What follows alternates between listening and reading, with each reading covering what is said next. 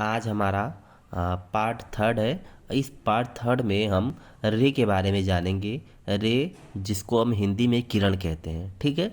तो रे क्या है? A ray of light is the straight line path along which light travels.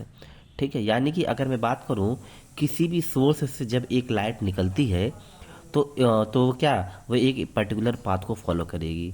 मैंने क्या कहा? मैंने ये कहा जब किसी भी सोर्स से मान लीजिए एक लाइट निकल रही है तो एक कोई ना कोई पर्टिकुलर पाथ को फॉलो करेगी। जैसे कि मैं बात करूं, आप एक टॉर्च ले लो, ठीक है। अब उस टॉर्च को अगर आप जलाओगे तो उससे क्या एक लाइट ही तो निकलेगी। जो टॉर्च से निकलने वाली जो लाइट होगी वो एक मान लीजिए एक डेफिनेट पाथ को ही तो फॉलो करेगी, ठीक है। यानी कि मैंने कहा कि अगर टॉर्च आप जलाओगे तो उससे जो लाइट निकलेगी वो एक डेफिनेट पाथ को फॉलो करेगी, ठीक है। अब मैं पूछूं अगर आपसे कि वो डेफिनेट पाथ कैसा होगा, तो यानी वो कैसा होगा? एक स्ट्रेट लाइन पाथ होगा। इस स्ट्रेट लाइन पाथ को ही हम रे कहते हैं।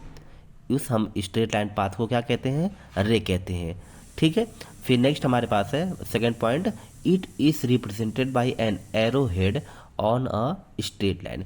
यानी कि स्ट्रेट लाइन बनाकर उसके ऊपर हम एरो हेड बना देते हैं, जैसा कि मैंने बना रखा है, ठीक है, ए से लेके बी तक।